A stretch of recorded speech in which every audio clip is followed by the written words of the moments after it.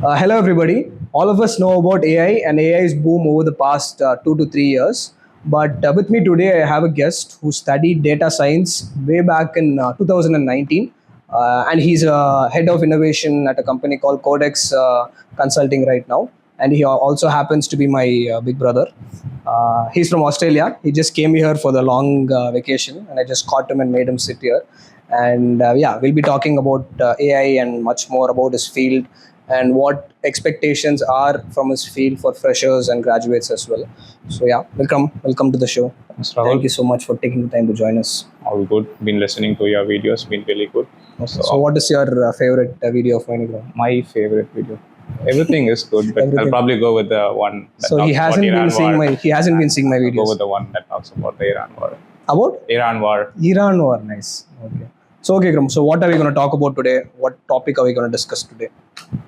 Up to you, Rahul. I know we've had a couple of discussions about AI, how the field has changed in the last couple of years, how interest has come into AI, too, and probably just talk about. I think we can talk about your journey right from undergraduation. So I think you completed your undergraduation here in India from SVC, Yes. and then you started working at Freshworks. Yes. Okay. I started my career, like obviously from through placements in Freshworks. This was in the year 2016. 2016. Yes. 2016, 2016. Yes. And I don't have to explain Freshworks to people right now. Back in the day, I had to explain what Freshworks did, but we were called Freshdesk then. Don't have to explain what Freshworks does right now. But I joined as a product consultant there, so I worked in the support team. Supporting. And predominantly my responsibilities were answer questions raised by our customers, help our customers use our product. But Freshworks, we were a small team then. The whole support team was around 30. Now I think it's grown to more than 200. Now it's a huge company. It's I mean, our team was small then, 30. The support team alone was 30 members, and that team is more than 200 now. So just to give you the scale on growth there. So we were a small team, kind of was like a startup. Okay. So got to experiment a lot. That's when got to build a dashboard for the support team. First time I got to work with data. Okay. That got me interested in working with numbers. I've always liked working with numbers. So this was out of your personal interest, is it the dashboard? It did spark from my personal interest, but also there was a need for our team. So my team supported when we started this initiative. Okay. So this was an entry for you into data. Basically, you like data on your own, but your engineering was, what was your engineering undergraduation? I studied EC, electronics and communication. Oh, so you had no introduction to data back then? No, we didn't have a lot of data related work there. Okay. And work wise, I joined in a non-technical role. Support. It had to be. We had to be a little technical, but it wasn't. A requirement was not to code or anything. Like we didn't have to code.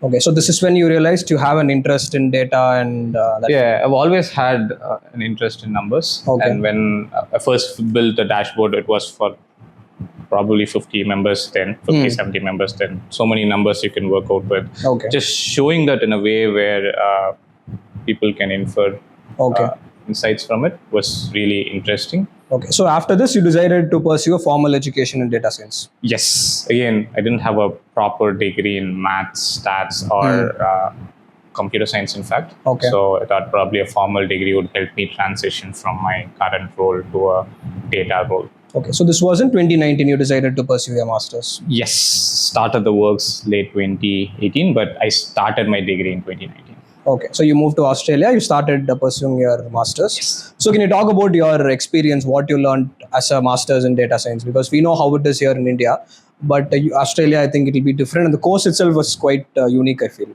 Yeah, it was quite different, right? And it was new back then too. Not a lot of universities offered a master's in data science. So very few universities offered that degree there. A lot of assessments, assignments, your coursework was always filled with assignments. And it's not specializing in one field. We kind of got introductions to a lot of fields. We got to play around with a lot of fields. And with that, by fields, I'm talking about image recognition. What do you do? How do you make a computer identify a cat image and a dog image? How does it differentiate? Kind of get to learn the basics so that we can build more systems around it. I studied AI. Back then, my coursework in AI was concentrated around reinforcement learning. So when you go play chess against CPU, reinforcement learning is what they use to build that for you. Okay. So ChatGPT does use reinforcement learning when training models too. Like OpenAI uses it to train their models.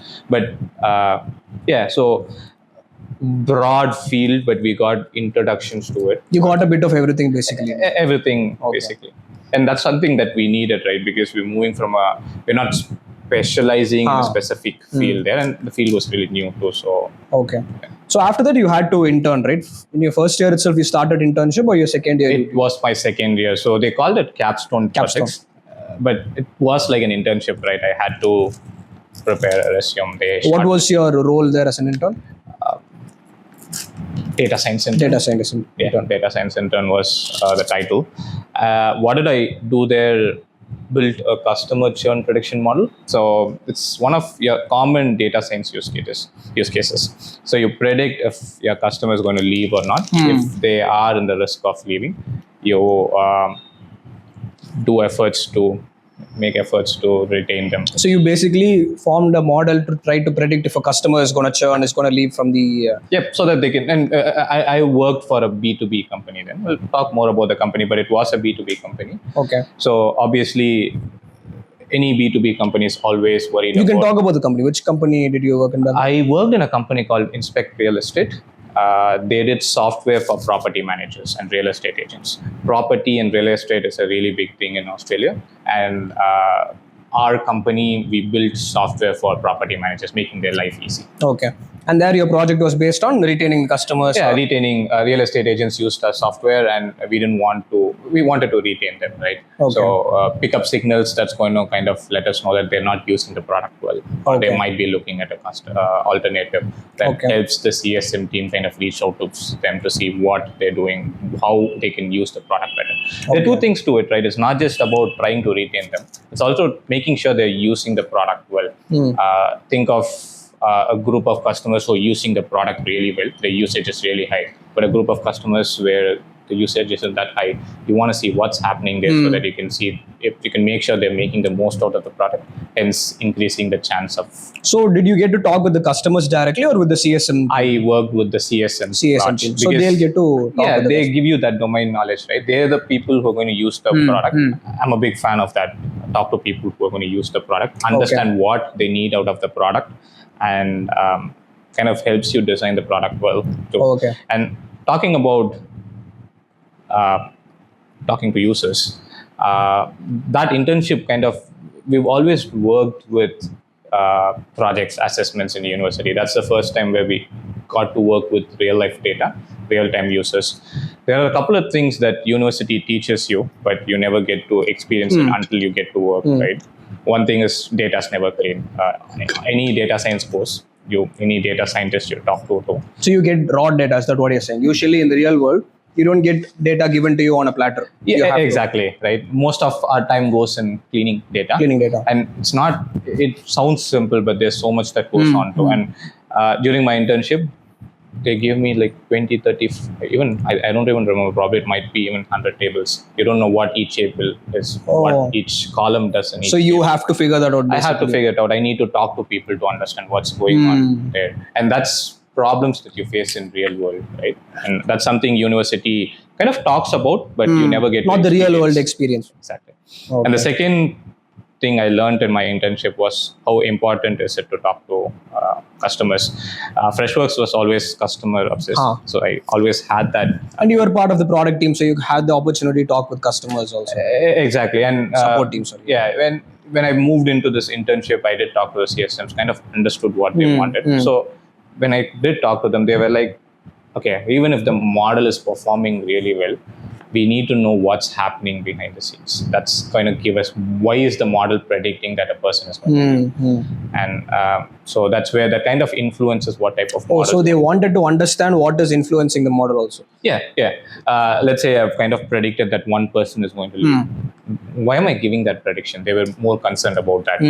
Has their activity gone down, or has their activity always been down? Accordingly, they can take a decision, reach out to them too. Okay. So that kind of helps you take a decision of what model you want to use. There are trade-offs. There are models which are really complicated. You don't know what's happening inside, but they're really simple models where you know, okay, this is high, so this is basically an high job risk. So talking to customers are really important. Even if you are in a technical role, you need to talk to your end users to understand what they want out of the product. Okay, so two aspects which I can see clearly is first the data cleaning part, which is taught in college, but you don't get the hands-on experience. That is one difference you had in your internship. Yep. And second is talking to the human part of the company. That is more important. Yeah, still feel really important.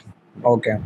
So after your internship, you got into a full-time role. Yes. So how did that transition happen for you? Yeah, internship was like a really great opportunity to learn. I'm always grateful to Inspect Real Estate for it. So again, talk about this, right? Pre-ChatGPT, post-ChatGPT. So your internship was pre-GPT. Pre-ChatGPT, and that time investment in AI wasn't this big. Everyone wants to invest in AI. So essentially, when you were attended college and during your internship, you didn't have access to AI at all. So it was all learning without AI, basically. Interesting question, right? I worked in the AI team there. Okay. So the term AI, we often link ChatGPT and your Anthropic models to AI, but that's one part of AI. It's probably a generative AI models. Okay. But AI is a bigger umbrella. Your traditional machine learning comes under AI too. Data science comes under AI too. Oh, so essentially your master's degree was related to... Yeah, it was related to AI. Then. So back in the day, Inspect Real Estate, we had a 30-member engineering team, of which 3 of us were in the AI team. So that's like a big investment for a product company. Almost 10% of the... Yeah, that didn't happen before because AI back then was expensive. For us to train a model, it took time. For us to clean data, it took time. And not always did you have the data to build AI models. So my work there was predominantly training these models. We'll talk about a couple of projects maybe. I think that might... So you got your full-time in the same company, right? After your internship, they gave you the offer. Yeah, it was like a win-win for both of us. They like me. I like the company. So it just continued. So after your graduation master's, you started working there full-time? I was offered a full-time job. Okay. I mean, maybe you can talk about a project like you mentioned, which you worked there. Yeah, and I think that would be interesting, right? So I'll start with one of the projects that I feel did create a lot of impact to our users. A big fan of that always. So we had a project where we had trained a model to extract data from invoices. Again, we are talking about pre-ChatGPT 2021 maybe. So property managers deal with a lot of suppliers. They deal with a lot of services people. Everyone sends them an invoice. They manage around 50, it depends, but on an average, they were dealing with 1,000 invoices every month. Okay. And it took them a minute to process an invoice. So by process, someone sends them the invoice, they pick up who it is from, they open a page, they enter the details. The amount and everything. Yeah, amount, when is it due, which bank should I send it to? The account number, everything, Yeah, and it was a tedious job, right? No one wants to do manual data entry jobs. So we built a model, we trained a model back then, fine-tuned a model, which basically would extract data from PDFs, images. So give it an image. So how this sat in the system was your suppliers or the property managers, suppliers send emails to property managers. They forward it to an email address that we've set up.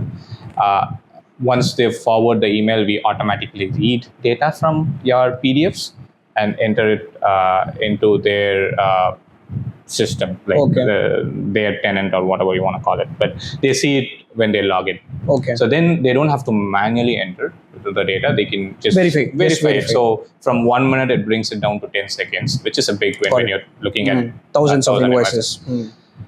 So really big impact. Small use case. It looks small, but created a big. I think reading of images and PDF seems easy, right, in hindsight now. Right But now. back then it would have been difficult, is what I feel, Yes, right? we that's the thing, right? We had to train a custom model for it, which took almost 3 months to do. We Okay. had to gather different invoices, then train a model, which How long did this take for you, this process to it took complete? us 3 to 6 months 3 to 6 months. to take this into production. But this kind of set up stepping stones for other projects too. We had a project where we read details from power bills. Back in Australia, power bills are really complicated. You have P cars, non-P cars, different pricings based on it. You have discounts. When you pay early, you get discounts and everything. So one of our products was you upload your PDF, your bill. It could be an image, it could be a PDF. We read the details, and we give you an energy provider that you can benefit from, where you get cheap prices. So it's privatized. It's privatized in Australia. Energy is privatized. Like different providers can offer energy for you. Like they have different plans, and it really depends on your usage. So this lets you kind of we get details about your usage, and we recommend where you're going to get a good offer from it. Right. So again, was a really complicated project. We can probably show a sample I'll energy post on bill, video. maybe. Kind of gives you an idea of how hard it was, and that was a really hard project we were trying to solve there. Again, that basis of what we built here. And we also did something for identification documents, your driver's license, your passport. Again, they it's the same. I think you read a document, read an image, try to understand that. It was more of you had to build one. You had to find one model for it. That's the thing with your traditional ML, right? You have to give it a couple of examples, tell it that this is gets better over time. Gets over time. Yeah. One other use case I can talk about is again, we did property related software, right? So we had a portal where real estate agents can list their properties for rent, and as tenants we can go search for properties there. So we had a Netflix style recommendation engine. So in Netflix, you go see a movie, you get relevant movies recommended. Similarly, here you have a property, you go see a property, and we recommend similar properties to you. So you don't have to search among like thousands of properties. It makes your search easier. So what do you base it on? What type of information do you see here? It depends on where the property is located, what the price range of the property is, how many beds, how many parts, how big is the property. No, for example, if I as a user go and search, what are some of the details which you capture, or on what basis do you recommend me other properties? That's the thing, right? So you capture details about the properties. Obviously, they call it metadata about the properties. In terms of user, back in the day, I think we obviously click is something we chose. We never recorded how long someone spent on a page. That's something we didn't do. We had a like and a dislike button, I think. And when you like it, you kind it's positive. Shows your interest, and you recommend similar properties. They call it explicit signals and implicit signals. Explicit is a like button. Implicit is you click. Just go click and see. Okay. So all of this happened in your first organization? Yes. A lot of traditional ML stuff. Your recommendation engine, your classification. So the churn problem was a classification problem where you classify if someone's going to stay or leave. Binary classification. The internship which you did. Binary classification is what they call it. And your extraction, we call it multi-model extraction. Okay. So I like to characterize this as pre-GPT. I like to characterize it that way too, right? Pre-ChatGPT. Okay, now let's move to post-GPT. I think this is when you move to a new organization as well, right? Yeah, and I actually call it post-ChatGPT, right? Because GPT has been there a while. No one again, the performance wasn't there, and it wasn't as exposed as ChatGPT was. GPT models have been there like a while before ChatGPT came out. The leap in performance and releasing it to end user was what made the difference there. Commercialized it more. So you moved to Codex Consulting next, right? Yes. This was in the year 2022. 2023, yeah. So what was the role that you got into now next? I wanted to try out consulting. And the reason was with consulting, you get the ability to work with different domains, healthcare, a lot of different domains there. So I took up a consulting role. The title was Senior Consultant, Machine Learning and AI. That was So what was your primary duties that you performed there? Was it more client facing? I think consulting is more client yeah, facing. it was client facing, right? Okay. We started working with clients. Predominantly, it was machine learning projects, data projects, but that kind of started changing once you started seeing the popularity of ChatGPT increase and AI increase. So everyone wanted to get into AI projects, and that's why I'll probably call it Gen AI projects, right, rather than AI projects. So if you ask me for a breakdown, currently we probably have 80% Gen AI, 20% traditional machine learning and projects. Can you talk about one project? I think that will give us a good idea of consulting in AI. I can talk about Gen AI project. Again, with Codex, we get to work with a lot of different domains, different customers, and the pace that we work has changed too. We'll talk about that too, right? How Plot Code has changed the way we work and stuff. But one project I'd probably talk about is, I think, a year and a half ago, when AI was not like it was Gen AI was new, with exploring use cases. We built a text to SQL is what we called it. Then. Text to SQL. Yeah, or text to visualization, in fact. Okay. This was for a software company. They did ERP, enterprise resource planning. Yeah. And we built a text to SQL engine for them, or text to visualization. What does that mean? I know it sounds really complicated, technical, right? Yeah. So data and ERP is really complicated always. There's a lot of different things that happens behind the scenes. For a user to get a specific number, let's say the sales for 2024, that is an easy question. There could be complicated questions too. It took them time. They had to go and find the right to the file, yeah, correct. And probably 2 to 3 days is what it took. We built a system that basically gave that result out in minutes, probably 2-3 minutes, rather than days. And how does that do it behind the scenes? You ask it a question, okay, what was my sales split by month in 2025? It could be natural language, like that's the whole point of it, right? You just type it out like you type it out with GPT. Yeah. Type it out as a business person would ask a technical person, right? It understands what your intent is. It then knows what type of data is available. It finds the right table, writes a SQL command. SQL is a technical capturing term. the data, right? Yeah, it kind of, SQL is like a programming language. SQL is SQL, basically. Yeah, SQL, yeah. Writes a statement for you, runs the statement for you, identifies what the right visualization would be for you. For our question, it could have been a bar chart. So the person doesn't need to enter what type of visualization he needs. Nah. So then it gives you that visualization, but didn't stop there. You can ask follow-up questions to it. So you could be like, okay, what about, can you compare this with 2023? Or if you didn't like a bar chart, your company generally follows a line chart, and like, can you give me a line chart? So that added value. It's more like a conversation. It makes changes to it, basically. It makes changes to it. And then once that's available, you could add it to your dashboard, or you could just export it, import it into your slide pack, deck pack, and have it shared. This was, again, 1.5 years ago. But what was the duration for this project? Now, how long did this take? It did take a while, right? I would say 3 months to 6 months again. 3 months, I'd say. It was a really interesting project. There are a lot of nuances that you have to work with. Okay.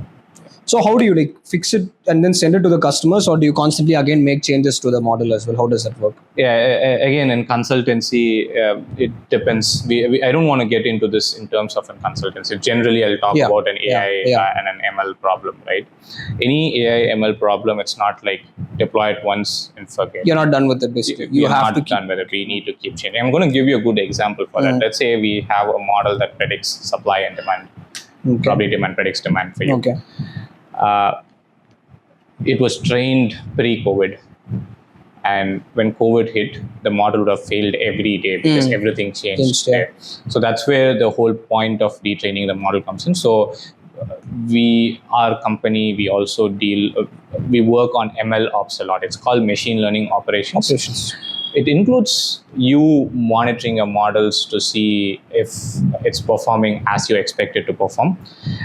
Has the input data changed? So you would have used a specific distribution of data when you train the model, is that still holding? Has that changed? And most likely it will change. It will change, yeah. It will change. So we keep track of that too. So once we kind of have thresholds, and when we feel that, okay, it's kind of crossing these thresholds, we retrain the model. Again, with how we set it up, it's just one click of a button. It uses new data, trains a new model. It gives you a report. It's like, yeah, this looks good to me, and I approve it. That gets replaced. It replaces the old model. Okay. So it's not like you deploy a model, just works forever.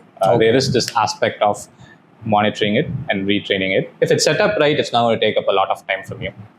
And it's more like a software update, basically. How you get on your phones, you just make small tweaks to the. You retrain the model with new data. But again, if the model performance isn't good, that's when you need to go back into the drawing boards to see, okay, do I have to change what features need to come up? And okay. So you talked about model performance. So how do you judge if a model is performing per your expectations or if it's underperforming? How do you judge that? Good question there too, right? And that hasn't changed from your machine learning to Gen AI projects too. So right now, even when I start a Gen AI project, I start with a golden data set and say, okay, this is the input, this is the output we expect out of it. AI is always non-deterministic, so not always will you get the same answer always. Okay. And that's the beauty of AI too, right? That makes it generalizable. Like let's say you train a model with 10 data points, but when there's 11th data point, this non-deterministic way helps it give a prediction for the 11th data set. So based on the previous 10, it like applies that to the 11th and gives you a... That's the non-deterministic, and that's the beauty of your AI too. Okay. Think of ChatGPT, right? Not all questions can be trained. You can't train, and that's where that non-deterministic element comes in. And that also gives that problem of, am I always getting the right answer? It's not like a button where I press this button and it always turns on the light. There's this non-deterministic element, and that's where evaluations are really important. Okay. So we start with setting up this golden data set, try to make it as representative as possible. This might be a question a user asks, and this should have been the result. And we'll talk about that text to SQL itself. This could have been a question the user asks. This was the SQL that should have been generated. So that's what I would probably start in an ideal world, this should have been the result, is what. Yep. And sometimes it might be the SQL, or it might be even the data that comes out of it, so that I can compare. Or even the visualization, like you said, it could have pumped out. Comparing visualization gets really hard, right? So it's more of the data or the SQL. So what we'll do, let's talk about that, right? It's really interesting too. So let's say an example is I take 10 questions. I say this is going to be a question. This is the expected SQL out of it. I'll run a really basic model like vanilla ChatGPT. Let's just call it vanilla GPT. Okay. It tries to come up with SQL queries. Half of it might fail.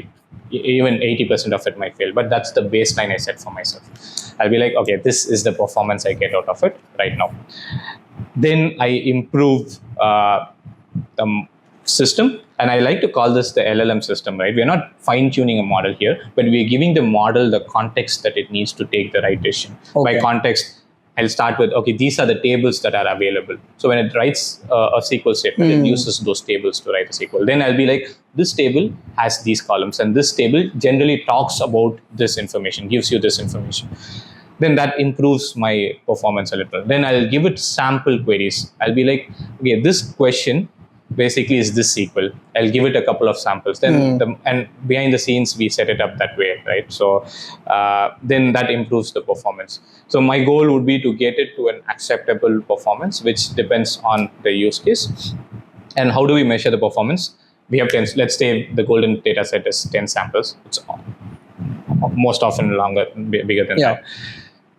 I'll run the SQL. I'll run the question. We'll see what the system gives me out. It'll give me a SQL. I already have a SQL that's right. I'll run both SQLs. I'll get the data. I'll compare the data. If the data is right, the model is performing well. Okay. Out of 10, how many happens? Like if it's 9 out of 10, my accuracy is going to be 90. If it's 8 out of 10, the accuracy is 80. Okay. That's how we continue improving the model. Okay. There are different ways to improve the model or the LLM system of how it performs. So from what I can understand, you're not necessarily feeding in all the answers, not the solutions, but you're trying to feed in more information. So based on that information, the AI is supposed to perform better. Is that what you're doing? Yeah, trying to make it as generalized as possible. Got it. Okay. Right. So now you are the head of innovation at Codex Consulting. So what is your role? Like, has it changed from your senior role, or is pretty much the same that you're doing right It's now? changed, right? With AI, every week there's something new. Like, Okay. in fact, every day there's something new. Okay. And because we work with a lot of clients, we want to make sure we give the best technology that's available to our clients. So part of my and a lot of times it's hard for you to go try out stuff in client projects because you are on tight deadlines and you are delivering for a project. So part of my work is to make sure we are always ahead of that curve. So what we do beforehand is we build accelerators, we test out new models that come out, so that when we have a project, we could be like, okay, I can use We already have this. yeah, I can use this accelerator, I can use this model for it. It's trained, I mean, it's tested out. We've already built it. You just have to go customize it. Again, we don't have accelerators for all customers' use case right away. Different domains, clients come from different domains. Exactly, right. We try to make it as generalized possible, but we're still not there. And it's a work in it's going to be a work in progress always. Okay. But my team's work is to make sure our team's efficiency is really high. Projects that take probably a month probably takes 2 weeks or a week, and if we have accelerators, that's should be easily possible. And that's you see trends in type of projects that come up, right? And you learn from each of your projects. So a lot of my touch points in projects would be when they start the project, let's say, okay, you probably want to use this, and when they finish the project, I kind of get to understand what they did in the project, take out any learnings, and document it and build accelerators in a way that it can be taken to new clients. Okay. So it's more like a postmortem after the project is done. You try to find out your inefficiencies and places where you can improve the process next time. Exactly. So more in a technical term rather than a project management term. It's more of technically what issues did we face. Correct. From a back-end perspective, what all improvements you can make in your process. Exactly. Got it. So I think one last question I wanted to ask is, if there's a fresh graduate or someone who's looking to enter into your field like you did back in 2019, so what will be some of your expectations? Like, say you're recruiting a person under your team who's want to work under your team. So what are some of the expectations you will personally have for such an individual? Good question, right? And that's kind of changed pre-ChatGPT post. I know I keep referring to it a lot, but according to me, a lot has changed. Okay. And if it was pre-ChatGPT, I would expect them to train a model, the ability to train a model, the ability to deploy a model, your traditional machine learning model. If want to know if they kind of understand how a model works, how a regression model works behind the scenes, how a decision tree works behind the scenes. But given we work on a lot of Gen AI projects right now, whenever I take an interview these days, I kind of see their expertise in Gen AI specifically. Have they used your ChatGPT, and not your regular ChatGPT, more of your models behind the scenes as an API? Have they used Claude? How good are they? How comfortable are they? So you encourage them, basically you encourage all of them to use AI in their learning. So that's a different point, right? Two different points. So when I recruit for our team, so I work in the AI team, right? So we look for people who build systems with AI, not just using AI. We build AI systems. So I want someone who's comfortable to build such systems. I want someone who's comfortable to build a chatbot like ChatGPT. They don't have to train a model, but they can use ChatGPT behind the scenes and build a chatbot that's designed for a specific company. Specific use case, specific. So, and that's where I want them to be like comfortable playing around with these models. So that, and there are other things around your LLMs, right? How do you give it enough context? Prompts are one thing, but there are other ways you could give it context. There are RAGs, there are different ways that you could give it context. So I expect them to understand that. But on that's going into technical terms, right? But on a general basis, what I look for in a graduate is, do they understand the problem that they're trying to solve? And do they think about this solution being in production and not just a POC? we have gone past that stage where we've built AI POCs. Nowadays, we deploy solutions in production. Okay. You go talk to like any phone pay, they'll have at least 50 AI solutions. I just booked a train in phone pay, so that name came up. But they'll have 50 AI solutions running. So we've gone into a stage where we have AI solutions in production. So when I'm recruiting for someone, I want to understand if they think about deploying it in production rather than just building a POC. Just as an idea, it should actually be implemented. Yeah, and that's where what stands out according to me is when I see a resume, if they have projects in GitHub, that stands out. Okay. So I can see that they've deployed something in production. I can go play around. They think about deploying it rather than just a POC. Okay. So you mentioned GitHub. So what exactly is GitHub? Why do you look at it? GitHub is a repository where organization stakeholders, people store code. Okay. So an organization might have private. It's a repository. It's a repository. Yeah, organizations have the private code stored there, but as there are open source entities that store code there too. As an individual, I can showcase my work to others there. Okay. It's not about someone's. You want to showcase your work to someone. It's an extension of your resume, essentially, is what you're saying. And I would kind of look for GitHub projects. If someone copies a different repository, I'll be able to find out. Makes just small changes to it, I'll be able to find it out. So it's more of, I would expect them to refer multiple repositories, but kind of build something from scratch. Be creative and try to come up with their own. Exactly. Like it could be something that you like. Cars might be something you're interested in. So you could build an app where you upload a car photo. It predicts what the make and the model is. But that's when they'll start thinking, what if there's a new make and a model? In production, once I've built this, how do I start tracking that? How do I make changes? Okay. And that's what we want them thinking about. That's what I want them thinking about. It's not like something you build and you don't know how to take it into production. You want to think about end-to-end, how does this work? Okay. And I think we did touch base on working with AI. That's something I use a lot. You have to at this point of time. Exactly. Your Claude Code, your Kiro, ChatGPT, we use that a lot. And as a company too, you encourage your employees. Exactly. But we encourage them to use it in a right way, right? You are always responsible for the code that it generates. Okay. And advice I would give graduates is, I can have an app running in probably 1 or 2 days, but you can do the same too. But that's not the goal there too. You need to know what's happening behind the scenes. That's when you grow from an engineer to an architect, you can take the right decisions. You can't always rely on your ChatGPT or Claude Code to give you the right answers. There will be cases where you would have to design systems end to end.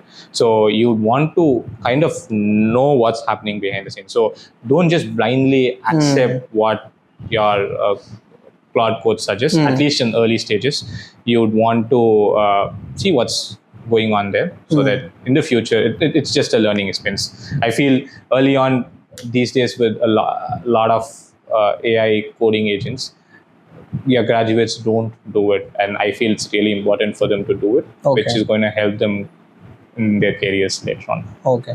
I think one interesting aspect which you talked about is taking responsibility. So I think that is the mindset which I think people should have. AI is going to stay forever. It is going to be there. It is going to help us, but at the end of the day, it is our work. So whatever the code or whatever it pumps out, we have to take responsibility, try to understand what is going behind the scenes, and then proceed ahead. Exactly. It clearly gives you that upper hand, right? Even an email, I can just draft something out, and it reduces the time from probably 5 minutes to 1 minute. Yeah. Spend that 1 minute, read what it's given out. That's my point there. Even with code, if I have to write code, it would have taken me probably 20 minutes, but now it gives me the code in 2 minutes. Then spend that extra 2 minutes to read that code, and you're good there. That's my point. Got it. Okay. Yeah, Vikram, I think that is pretty much it. I think we discussed whatever we wanted to discuss.